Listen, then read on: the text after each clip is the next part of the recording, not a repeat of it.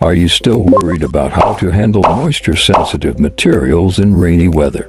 Traditional drying methods have drawbacks, such as low efficiency, high maintenance costs, and limited conveying distance. To solve these problems, the following methods can be adopted. 1. Choose the appropriate conveying gas medium. In pneumatic conveying systems, the conveying medium is usually air or other gases. For moisture-sensitive materials, we need to select dry gases, such as nitrogen, to reduce the risk of material moisture absorption. 2. Increase dehumidification equipment. If the environmental humidity is high or the materials are highly susceptible to moisture, humidity of both the conveying medium and the materials themselves, you can add dehumidification equipment, such as dryers or dehumidifiers, to the pneumatic conveying system. This helps to reduce the humidity of both the conveying medium and the materials themselves. 3. Regular maintenance and inspection. Pneumatic conveying systems may experience decreased sealing performance or accumulation of moisture within the pipelines due to various reasons. Therefore,